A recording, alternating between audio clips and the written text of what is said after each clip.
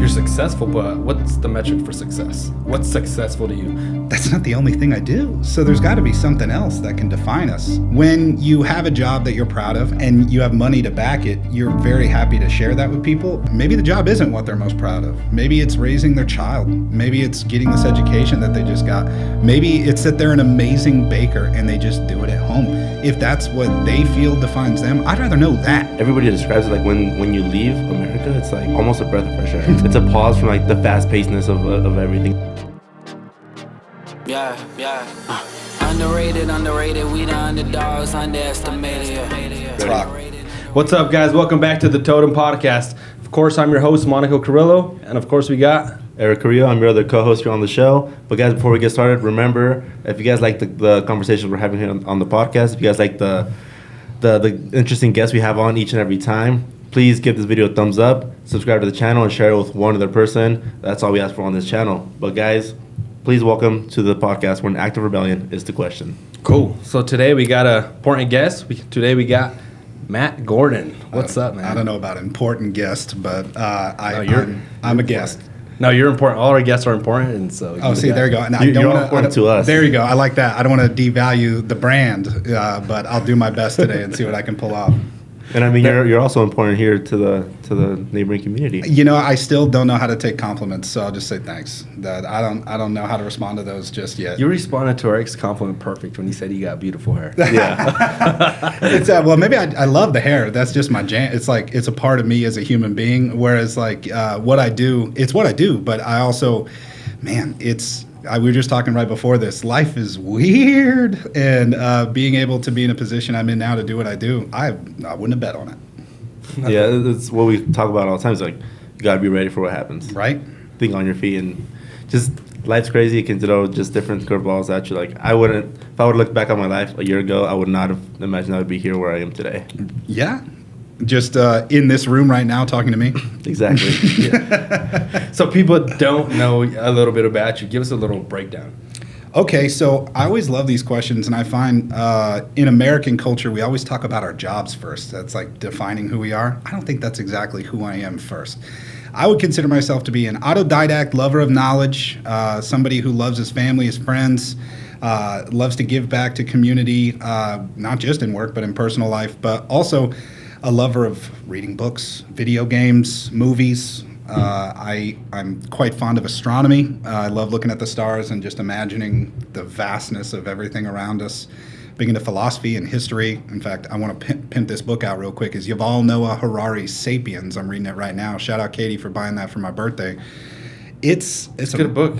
You read it? Yeah. Oh, dude, it's the first time I've gone through it, and I am so interested in diving into deep history and learning about the origins of humanity. And so it's like that's me in a nutshell as a human being. But I am also the executive director of the Brush Area Chamber of Commerce, where I do a little bit of community development, economic development, and business advocacy.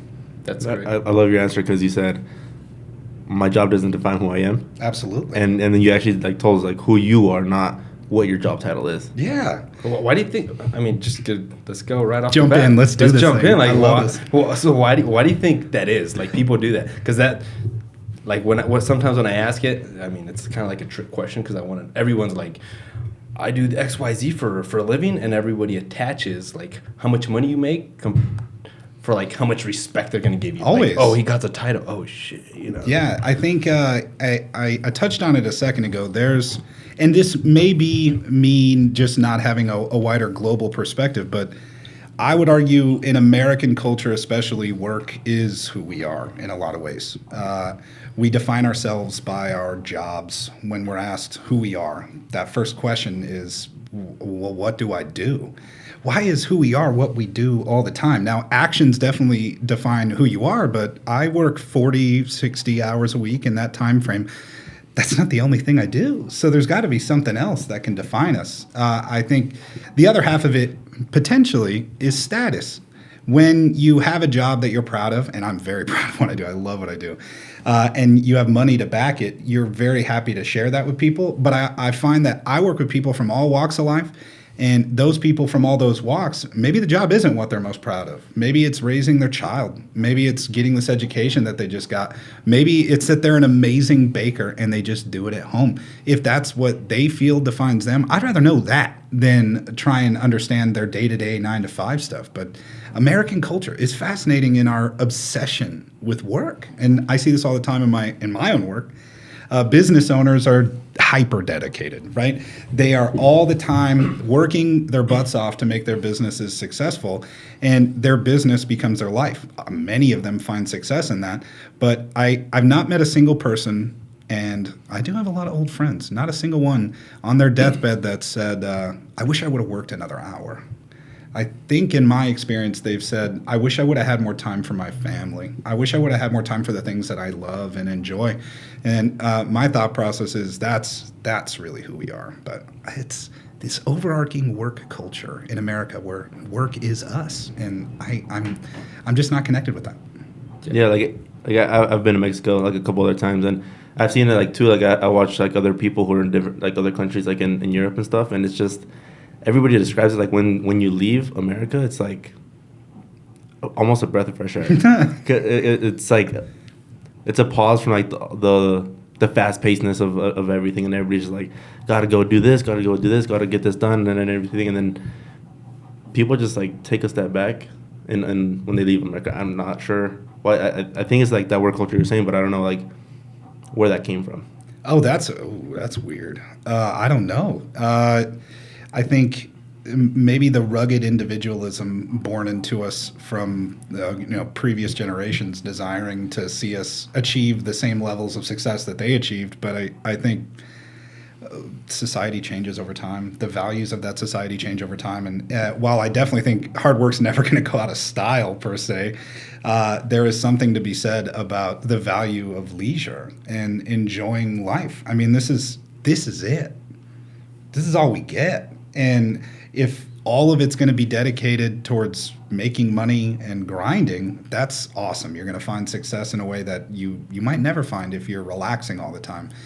But those moments that I dream of, and I imagine I don't want to say not a lot of people feel this way. I'm sure they do internally, but they don't share it out loud, that I find so much more fulfillment having my telescope out and just looking at things and seeing the world and going on a hike, spending time with my godson, and like I said, I feel so bad. All the chamber members are going to watch this and be like, "Oh my God, he doesn't even like what he's doing." Yeah, but we chose the wrong one. Yeah, he hates us. That's definitely not the case because I absolutely love the work I do. But I got lucky in that, and I don't think a lot of people in America have this. This is, I think, where the big difference is between other countries, where when work isn't your identity, you can enjoy your relaxation time, your leisure time a little more effectively. Versus here, where your identity is wrapped up into your work, you can't relax when you're away from it because you're thinking about it, you're planning for it, and doing things. I got lucky in the sense that the job I have is one that I love to do and I'm very passionate about, so I care and I want to do it. There's a ton of jobs that exist that people don't want to do. And so now I'm being forced to grind to help make somebody else make money and care and put in the effort. And I have to think about it when I'm away from it. I mean, that does not compute quite right, at least in my mind. What comes to mind when you were talking about Mexico is like Spanish siestas. Mm-hmm. The French breaks in the middle of the day when they take long lunches and just close down shops, like whole sections of these cities shut down for the day. I can't ever envision that happening here. I mean, shoot, we were just talking about COVID too. Like shutting down was disastrous for our culture in a way that I don't think it was for other places because they had already been used to that. I think it starts from like ever since like this country was founded, the founding fathers and everybody here was like, we gotta like work hard to prove ourselves that we are a worthy nation, and then like, it just like sent from there like, okay, we're worthy, okay, now let's be the best. And I think that might just be like us as Americans just striving to be better than we were yesterday. But too, I think that was like you said, the founding fathers. The founding fathers, they had money. They had, like, if we're going down in history, they had money. They had businesses to run. They had to sell that to the other people. Like, hey, bro, you need to do this so their business can grow. If they're telling you like, hey, bro, take a break, then their business is not going to grow. Right. So it's like, what do you put in that? Self-interest. But now with like that, like all things that we're talking about, did you, when was that little switch for you that you started thinking about like that stuff? Oh, at a young age. My dad busts his ass and works hard. He works hard. And I think he tried to instill in me a value for life versus a value for work. And I do see those as two very different things. We have to labor to exist. I mean, that's just the fundamental truth of being a human being. If I don't make my food, I either got to make money to go buy it or I got to make my food. That's still labor in a way. It's not always something I want to do. I don't want to do dishes. I don't want to do laundry. I don't want to clean my house. I don't care about any of that. But if I don't do it, I got to figure out a way to make it happen. Well, it just so happens to be the vast majority of people end up having to do those kind of labor-esque activities. But my dad, especially, in busting his ass and working really hard, always taught me that it's not that defines us. It's the moments you share with the people you love. It's the tender, sweet moments with your cat in a random moment. It's sharing a movie with friends randomly. And I realize 100% work is necessary to pull those things off and to enjoy all those things. People have to labor to create those things. But I think it's something he instilled about balance. When he's relaxing, it's 100% relaxation. It's not focused on, oh my God, I got to work on these 12 things. I'm thinking about it right now. I don't get paid to think about it right now. I'm paid for the work that I put in, and I'm going to put in 1,000% in everything I do. And I saw him do that and was like, maybe there's a different way. Maybe there's and I don't want to say a better way, because I also think there's people who love work and like live for it. That's a part of who they are. But I think the balance was something that came from my dad that I just didn't quite see in other families, especially where it was proud. People were proud to have their dad work 70, 80 hours a week and not be home. I'm like, what? Like, I would rather have an hour more with my dad than know that he worked an hour more at his job any day. Yeah, I don't know if you guys ever heard that. I'm a big fan of Tim Grover. I don't know who that is. So he was the personal trainer for like Michael Jordan, Kobe Bryant. Oh, that's like, awesome. D Wade, all these guys, and he was talking about like how he had to pack up his stuff because he had to go to work. He was traveling with Jordan, so he's like packing his stuff up, and he was away from home like 5 to 6 days a week. And he's packing his stuff, and his daughter comes and tells him, she's like, "Hey, Daddy, like, where are you going?" Like, his daughter was small at the time. And he's just like, "I got to go work." She's like, "Well, why do you go to work?" She's like, "Because I got to make some money." Yeah. And then she was just like she's sad. She's like, "If I eat less, would you be willing to stay longer?" That's heartbreaking. And then he's just like, fuck, like that broke his heart. But then at the same time, he's like, as she told me that, I still packed him and I still left. Yeah. He's like, because I had to show her, like, sometimes you got to do stuff that you don't want to get to places that you want. That's a fact. But it was just like, but I mean, he's a high performance. Like, you should check out his books. Tim Grover? Tim Grover, Relentless. That's one of his books, and the other book I forgot what it's called. The Winning Within. Winning.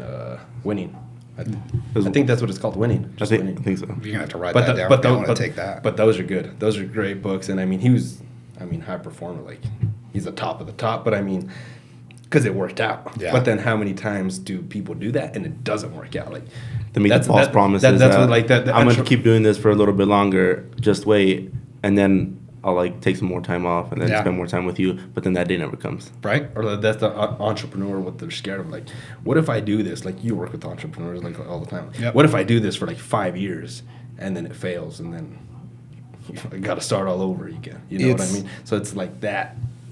Oh, I totally scary. Get it. It's a nightmare. It's a nightmare because it's all risk, right? And that's where, I tried to lead off with, I totally get the other side of the coin because it's not like I'm working 12 hours a week or whatever, chilling and doing all the things. The 4-hour work week. Yeah, wouldn't that be awesome? But I think if you strive for balance, you'll seek it and make it happen. The folks who perform at those highest levels, I have the hardest time identifying with how they function and their goals.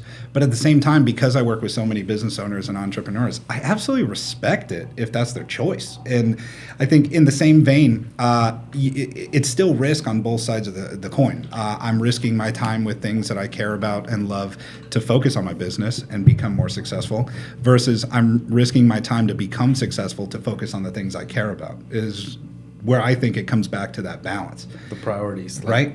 What are your priorities for it? And it's not like, so do you have kids? Do you have family? Oh, God, no. No, I could never do kids. I'd be, No, I'd be a terrible father. Okay. Dude. So no, I'm just asking because I have 2 kids. Yeah. So it's like when you're talking about like hard work, like I try to, I get that balance priorities, like all their stuff, they got stuff going on. It's priorities.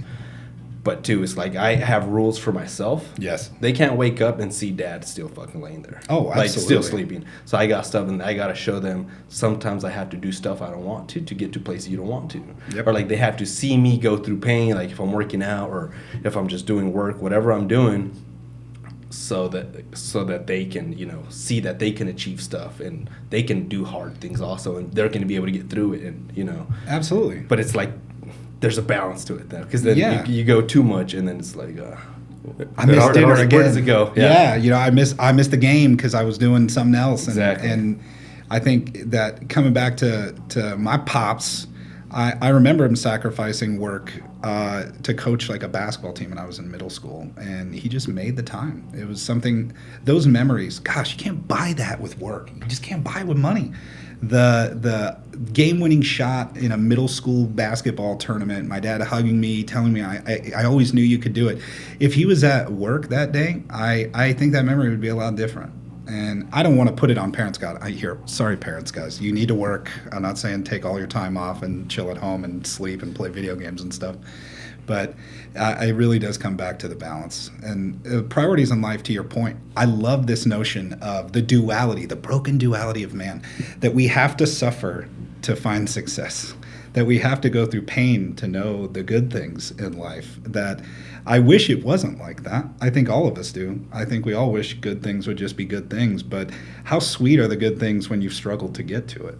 And that struggle includes both sides, the dedication to your work and the dedication to the life you build for yourself. I think that's key, though, the life that you build for yourself. Because I imagine your dad didn't like just go out and just, I'm going to have a good work-life balance. No, I think he probably worked for it. Like, I'm going to find a job that I can actually have that freedom to do what I want to do at home, Yeah. but then still show up and do what I need to do when I'm at work. Yeah, and he's got a high pressure. He's a freaking laser engineer, so it's like he's hyper talented, hyper skilled, and very dedicated to what he does. But I still remember it's a good point. I didn't even think about this. It was like the first 10 years. It wasn't like he just told the boss, "Hey, listen here." Listen here, this is my schedule. Here you go. Is he grinded those 6 days a week to build that better future, and it worked. I think where I come from is for every one of him, there seems to be 10 of those other people who don't have that happen. Is I want to target those people and let them know that they could take a step back. And it's okay. You can work hard forever and still not see a benefit from it in the long run. And a lot of people, there's nothing wrong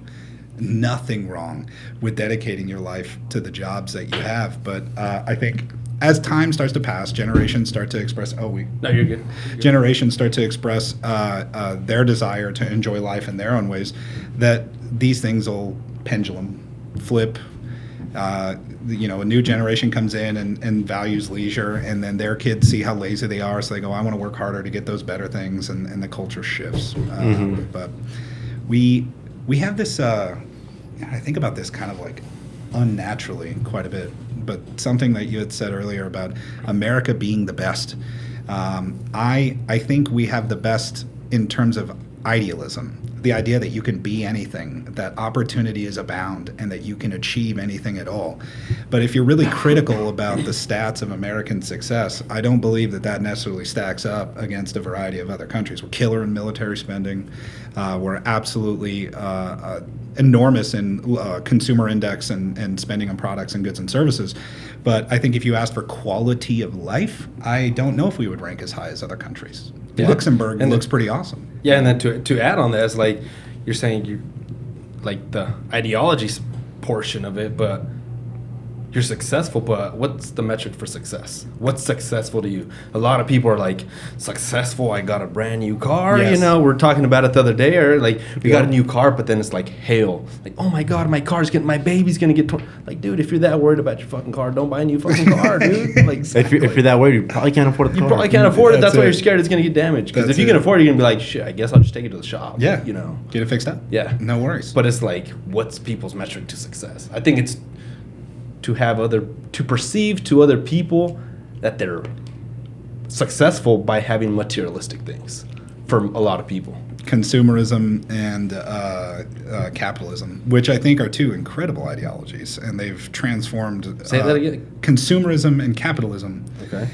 Capitalism, the desire to create assets and profit, and then consumerism, people who want to purchase and interact with things. I mean, it definitely dovetails into the idea of materialism, where it's not necessarily. And I get to reference Sapiens again, but like it's not necessarily like a standard state of affairs to exist in a capital society or a democracy or really any form of government. We choose it collectively, and that it seems like the sum total of our collective ideals lean towards success being what I can get, what are the things I can own, and how are those things going to make my life better. I think ownership is amazing. Being able to have the things you have. Obviously, you've worked hard to. I mean, look at the studio, man. You guys own it. It's amazing. But the idea that I always came back to was more of a balance. Again, thanks, Dad. That having a minimalist outlook on life, being more precise with the types of things you choose to purchase and interact with, leads you to accept, at least from my perspective, that things aren't really as important as the people and the experiences you get to have in this very limited life we get to live. I think one of the biggest things to get to that point, to being more just like connected to people around them and to like nature and stuff like that, is to, number one is like put the phone down. Yeah. So I feel that so many people are just trapped by they it's like a prison. They're just a prison to their phone because they're there just scrolling all day, and then everything revolves around like how many likes their picture gets or how many comments their video gets and stuff like that. How many followers do they have? And I think it's the first step to being more in tune with yourself and like the people around you and like to the world, is just put the phone down and just take a couple seconds to breathe and stuff. Because earlier you were talking about like feeling fulfilled. Yeah. When I feel fulfilled, it's like you were saying, like when you go on a hike and stuff, but it's like when you put that phone down, take a break from the social medias, and then just go spend time with yourself, and then kind of just be able to listen to your body, listen to your mind, and see what's going on inside of me, and then kind of just relax. It's like that, because I mean, you were just in like Mesa Verde, huh? Yeah. Like down there. That's cool. Yeah. So I it's love like that spot. I feel like those like stuff like that. That's the vision I get like when you're talking about it. Yeah. When you're just away from the stuff, disconnected. But like now going on that, like so you're so like where everything's so fast. How was your experience? Because you were in LA before. How was your experience from LA to Hero? Like it's I mean It's a hell of a segue, because you nailed it. I think my experience in LA transformed a lot of my thought process of values and life. There's no stopping there. You can't, I mean, all jokes aside about traffic, you will stop in traffic, that's for damn sure.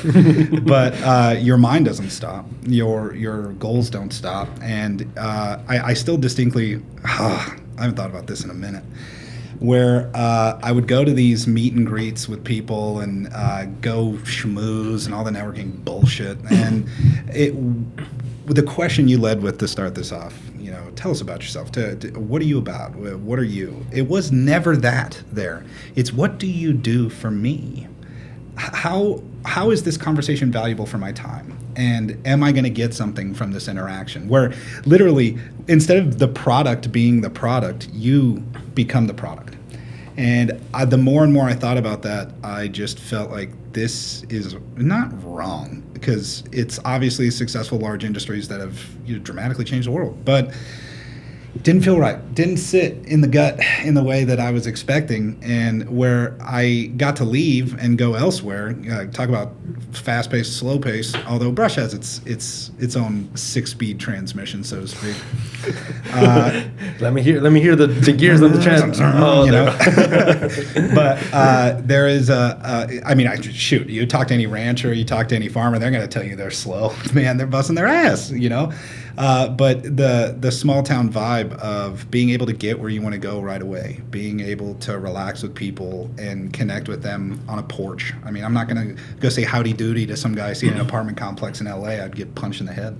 But out here, it's, how's it going, neighbor? You know, a more connected feeling of the value of people, not as products, but as human beings. That's been transformative. I imagine at some point, if I ever moved to a bigger city again, I'd go right back to sell me, please.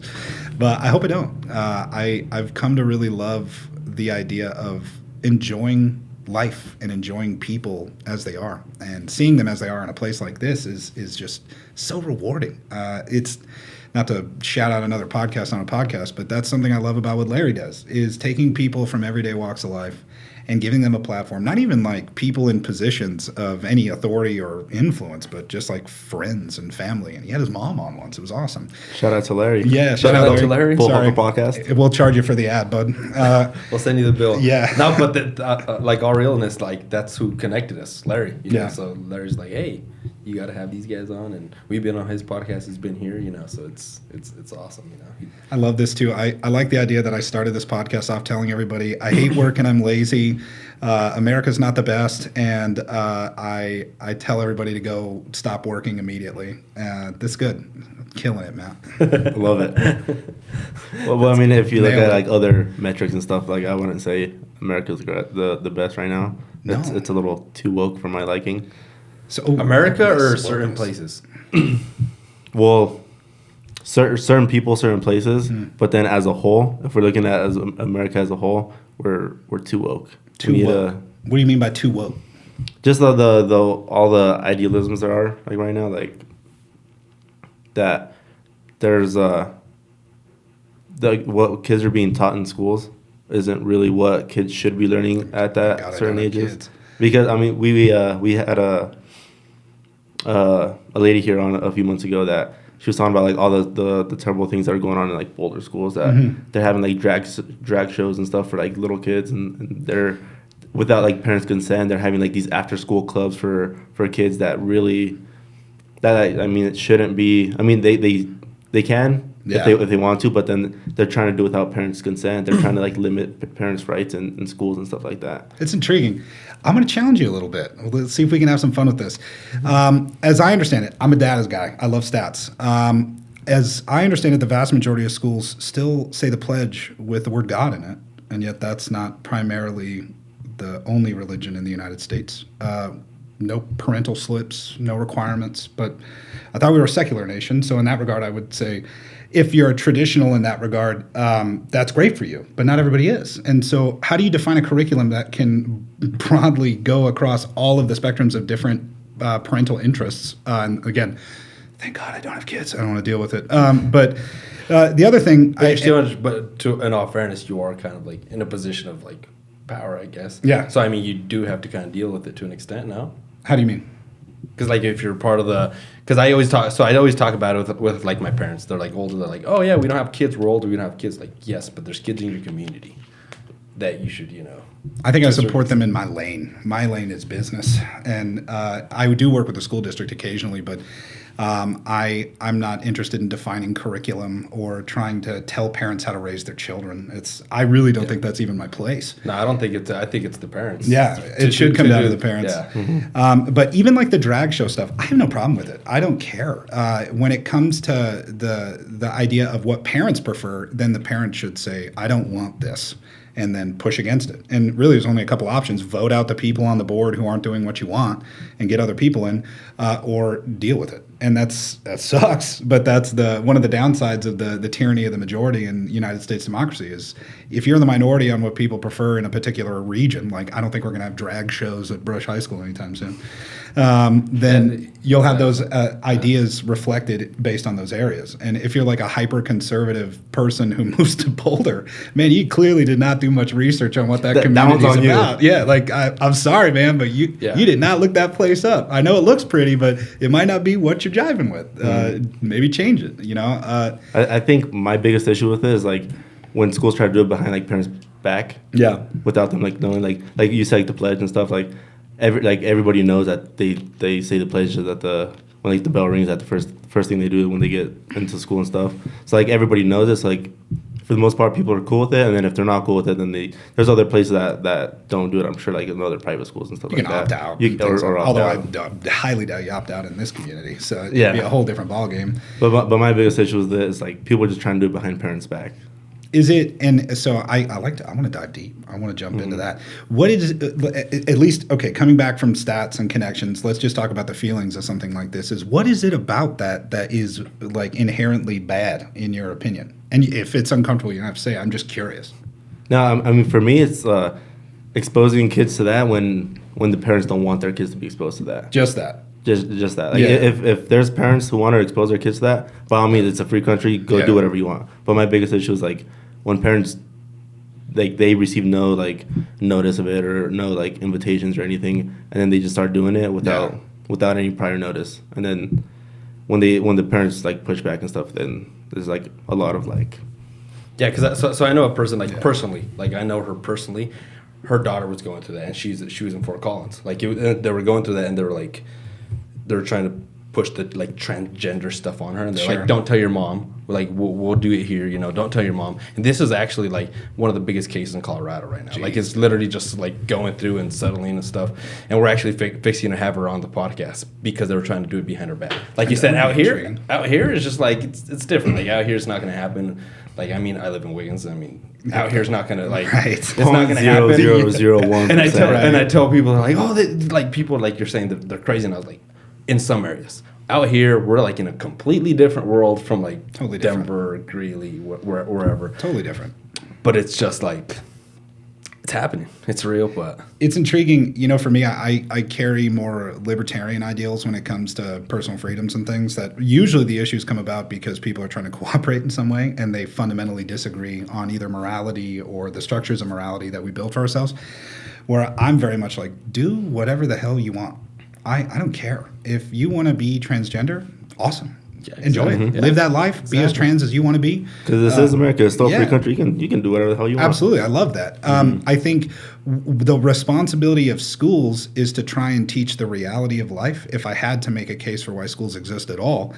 And if they're not teaching the reality of life as it exists, then I think they're doing a disservice to the kids in the school. Trans people exist. Drag people exist. Hyper-religious people exist. The different types of folks and organizations and entities that exist in the nation should probably be a part of curriculum, at least in my opinion, if you're trying to learn about it, to your point, trying to do something along the lines of subversion. I definitely would never support a government subverting its populace. You serve us. You don't you don't dictate to us. That's not how this works. But I would hope that whenever, God, I almost said it, Katie. I promise you. I don't want kids, damn it. Is if I was to ever trip and stumble into having a child, I think I would be such a monster to deal with because I would want to be incredibly informed at what they're learning, but then also challenge not just the things that I agree with. I want my kid to learn about things that I don't agree with because that's real life. Exactly. What's going to happen when they go out to the real world? They're going to get slapped around. Yeah. So and I completely agree. Like on those points, it's just that. Like the parents should do the raising, and like you said, with like your stuff, like you'd be a monster. Like teachers that my daughters, they know. I'm always the guy asking the question. Like, well, no one else is asking that. I was like, congratulations, that's why I'm here. So what? And that also goes back to the parents. Like, do the research where you're kind of sending your kids. Be more involved in your kids' lives and all that stuff. Priorities comes back to the I priorities. was just about to say, man, we're back to work because they're probably working 60 hours a week and they ain't got no time. I'm just like, all right, take a beat, come back, work them 40, and then read that curriculum and be like, whoa, what is that? And then you can influence it. I think, oh man, this is a deep cut, but I think sometimes American society, in the way we've structured our work culture, disincentivizes participation in government, period. A meeting's at 6 o'clock at night. It's a council meeting. It's a school board meeting. How many parents in their right minds are going to choose to go to that versus spending dinner with their children? Or if I had to guess, they're probably still at work. We have all these amazing technologies now to allow us to participate in government, and we still act like we're fucking Aristotle 2,000 years ago at some random pulpit, when we could allow for a broader sense of American democracy by allowing people to participate in unique ways, like being in a Zoom call or providing insight from emails and text messaging, where they can share their piece, hopefully make a change or express concern, build coalitions, and try and make a difference in the way that they prefer. But our culture does not incentivize us to participate actively in really any form of government at all. Why do you think that is? Is it just because they haven't gone with the times yet, or is it just they kind of want to have a little bit more control. I was going to say, I think it's darker than that, unfortunately. And not that, I don't think your local city council's like, how can we screw over the parents, you know? They're not thinking anything like that. I know these people in Brush personally. Larry's one of them. You know, they're all good people who just want to give back to their community. But you guys know this. Once you get to the higher rungs of power, it's not really about people anymore. It's about control. It's about who's funding what and Yeah. who's controlling what. Always. Yeah. So I mean, you're the one in control now in Brush. So I mean, what is give us a little some stuff? What does Chamber? What does the Chamber do? I don't know about control. I am one of the smallest cogs in an enormous machine, and I'm very grateful to be that small cog. I would never want to be anything bigger than this. So what I do with the Brush Chamber is, like I said earlier, a little bit of community development, a little bit of economic development, and business advocacy.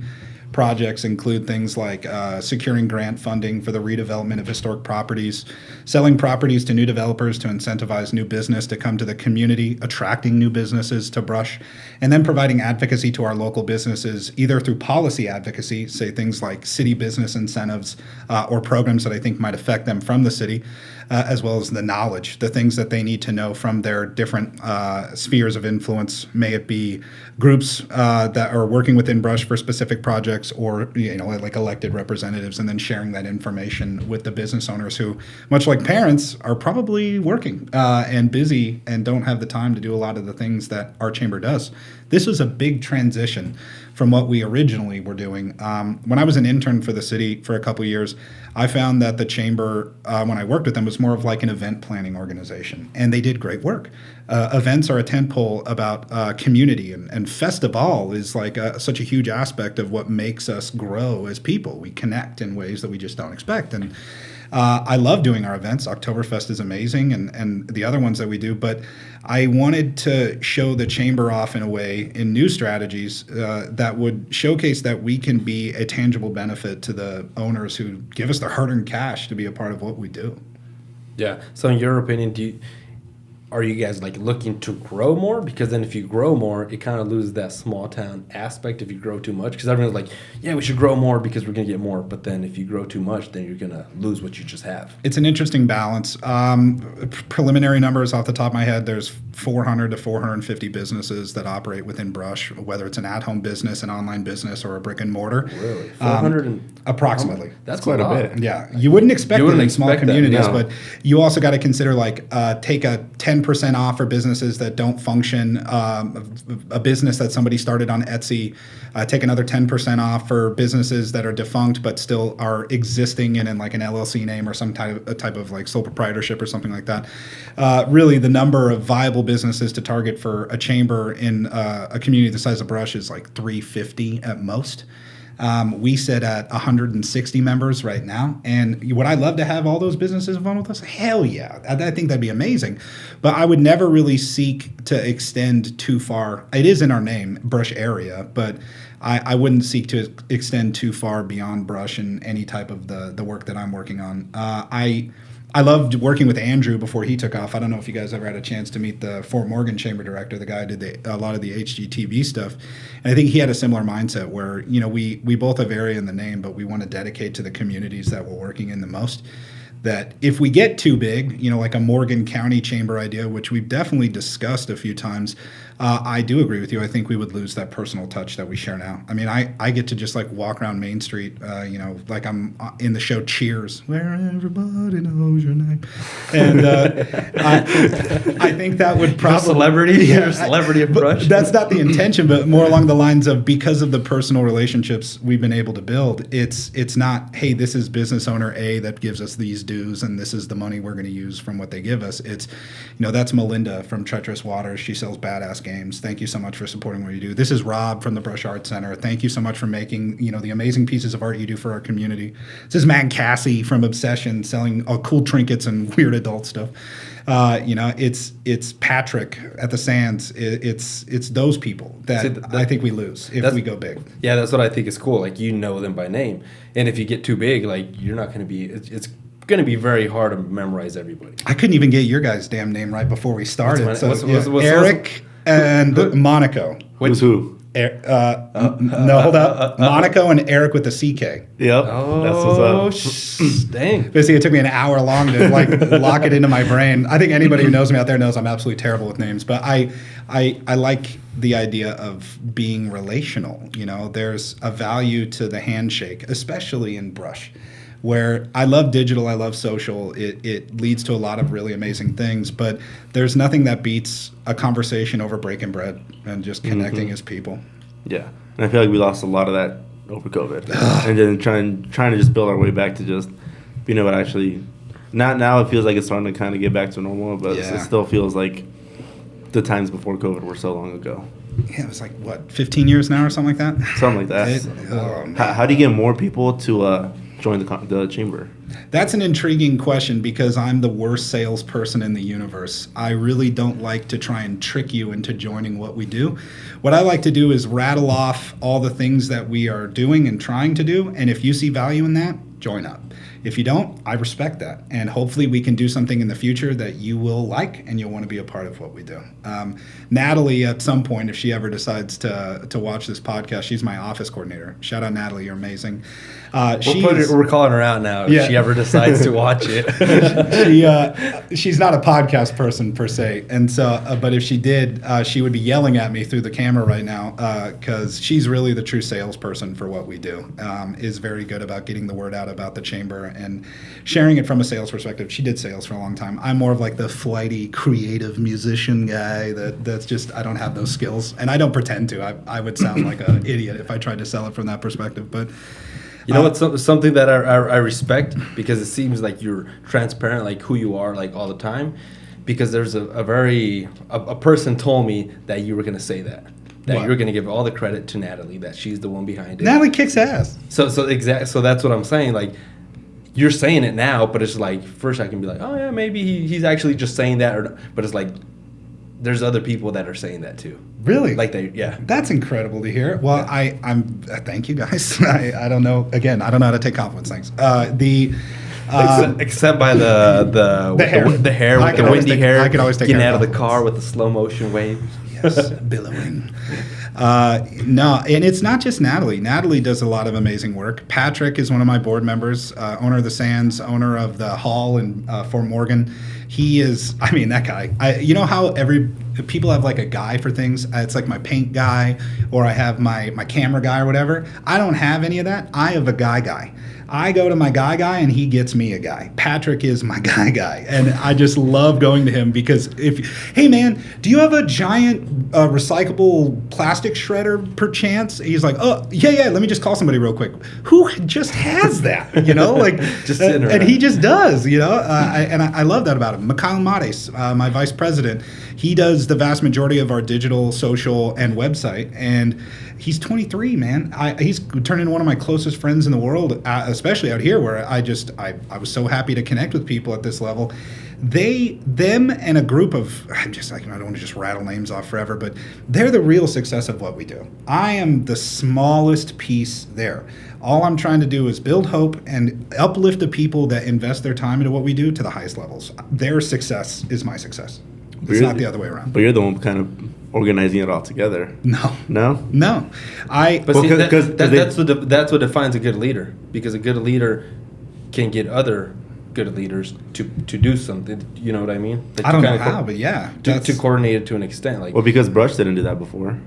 I know. And then ever since you came on, they do. I appreciate that. So to some extent, it's like you did do something right. We're gonna make you take the credit. Take the credit. But I refuse. I really truly don't see myself that way, and I'm not trying to like blow smoke up your ass or anything. It's more along the lines of I wouldn't be in a position to do the things I do if I didn't have those people there. I would be a fraction of myself, and instead of glorifying me, like that's gonna help me at all. It doesn't do anything. Oh, cool, pat myself on the back. Like it doesn't help. I'd rather sing the praises of the amazing people who work with me. And if I'm anything, okay, I'll acknowledge this to a certain extent.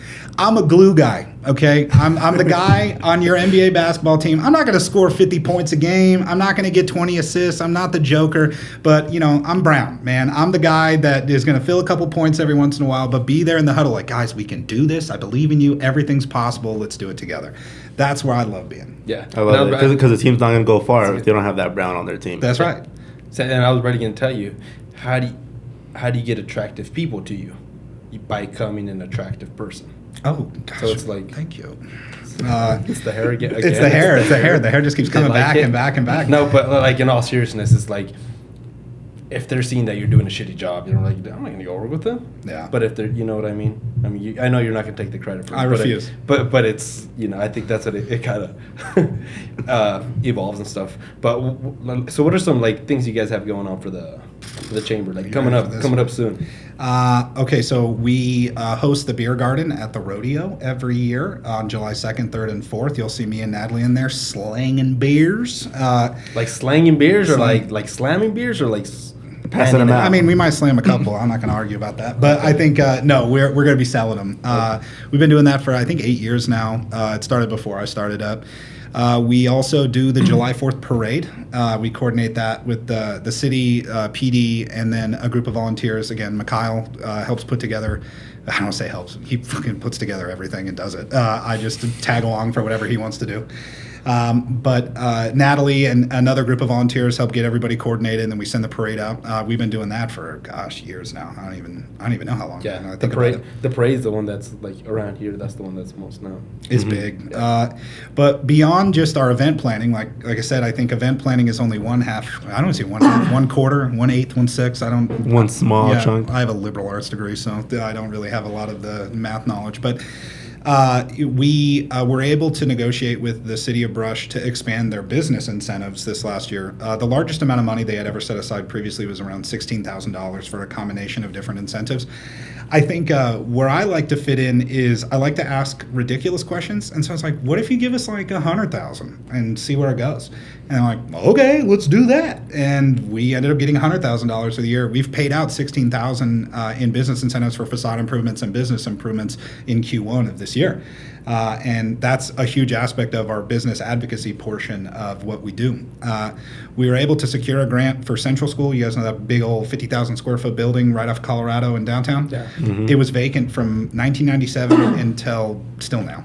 But there has been dramatic progress in the building to the point where I won't give any exact dates yet just because I don't want to speak out of turn. I'm not the developer. Ty is the developer. But we secured funding to do exterior masonry work, replace the roof, and start working on cleaning the inside. And from that moment to now, the interior first and second floors of the main building is completely cleaned. I don't know if you guys are aware, but it was absolutely filled with pigeon tenants, rats, and guano, approximately 4 to 6 inches tall. Really? It was rough. To now, where they're framing apartments, they're installing electrical conduit, installing HVAC, plumbing, amenities like sinks, dryers, and just drywall plaster. It's coming together. The goal is to turn it into approximately 80-ish apartment units and have a space right off of downtown where people can live and then potentially be attracted to coming to the downtown from those living situations. That's been, oh gosh. I remember working on this back when I was an intern and it just not catching on. And right when I started as director, there was just a deal on the table. I said, what the hell, man? Let's do it. Who cares if we fail, man? Let's just try. Yeah. And it's turned into something where if all the T's are crossed and the I's are dotted, we could see apartments in that building available for viewing by the end of the year and potentially available for rent by next year. But that is... We'll see how that turns out. That's awesome. A lot of progress. Put that place to use because, it's just been sitting there for years. Mm-hmm. We were the previous owners of the Sands Theater for a number of years through I manage the Chamber 501c6 nonprofit. It's like a chamber membership organization. And then our Chamber Foundation. It's a 501c3 formal nonprofit. The Chamber Foundation agreed to sell the Sands to another developer. We were trying to do an assessment on how much it would cost to get it open again, just because it's such a tent pole for our downtown and an attraction. And it was going to be like $200,000 to $300,000. My foundation had like $10K in the bank, and I just went, this does not compute. We need to try something a little different. What if we sold it? And my goodness, that was terrifying, exhilarating. It was risky. I think we didn't know how it was going to turn out, but I'm proud to report it's been open for 6 months. They got it open, actually, yeah, I guess it's almost June, almost 6 months. But they got it open within 6 months after a significant, like $200 and some odd $1,000 investment into the building, including new HVAC, bathrooms, a bunch of work on the 1924 Manly popcorn machine, and securing new deals with studios and distributors to get access to first-run movies. I don't know if you guys know how the movie theater biz runs, but you have theaters that run at first run where you get the new movies right away, and then theaters that run at second run that usually get movies later on. The Sands had operated as a second run theater for basically its existence, and except for under Joe Machetta, one of the original owners. The new owners got it to a first-run theater, and so it becomes, unfortunately for the Cover, a direct competitor to the Cover in attracting brand new movies to Brush. And that's worked out really well. I think the thing I'm most excited about the Sands is their desire to build community partnerships. It's something, obviously, you can probably guess I'm passionate about, is working with Ebenezer and the school district to get folks to come to the movies on special occasions. And most recently, they just had, I think it was 20 folks from Ebenezer come in and watch, I can't remember the film, it was like an older film. But before that, they had like 150 kids from Thompson come out and check stuff out, and they're launching their summer movie program now. So hopefully attracting more of that crowd that is interested in watching some fun films during the week when there might not be a lot to do, and kids getting a chance to get out and see the theater again is just awesome. Man, I could rattle if you want me to continue rattling. I don't know if... No, it's great. No, I like all the stuff that you guys got going on and stuff. And yeah, I think it's going to be great for like the theater. They got the stuff going on, you know, help to keep the kids stay out of trouble, you know, during the summer, because they got too much time. There's always trouble to be made. Idle hands. It is a small town. Yes. But no, I mean, it was great. I mean, we appreciate you for coming on, you know, chomping it up with us, breaking the bread, you know, like you said. I love this. Let's get you guys on the Bullhucker when I'm a co-host, because I would love to be on the other side of the table of this situation. There you go. Yeah. So there you go, Larry. So if other people want to like get to know more about you, or what the Chamber's got going on, where could they find that information? Okay, brushchamberofcommerce.org. You can call us at 970-842-2666. You can email me directly, executive-director@brushchamber.org. I'm always happy to talk with anyone. I love connecting and finding ways to make Brush a better place for all of us. Beyond that, come to my office, man. I want to talk to you in person. 218 Clayton Street, downtown Brush. We've been there a number of years, and I'm always happy to, like I said, chop it up in my office and just let people come in. And I love hear comments, concerns, questions, whatever they got. I'm happy to oblige. Perfect. Yeah, we'll put all that information on there so people can actually rock on, find it and be able to check it out and stuff. So I rattled it pretty quick, so I'm sure you're memorizing it as I said. Oh yeah, for sure. Just like you memorize the names. Oh, roasted! Exactly. Eric with the CK with the elbow. Oh, but guys, you guys heard it here. We appreciate you coming on again. But guys, if you guys like the conversations we're having here, if you guys like the conversation we had today with Matt, please make sure to give this video a thumbs up. Make sure to subscribe to the channel. That way you can be notified every single time we got a new video coming up. And guys, thank you so much for tuning in. We'll catch you guys on the next one. And remember that an act of rebellion is to question. Cool. Appreciate it, guys. Thank you. Perfect. That was fun. Underrated, we the underdogs, underestimated.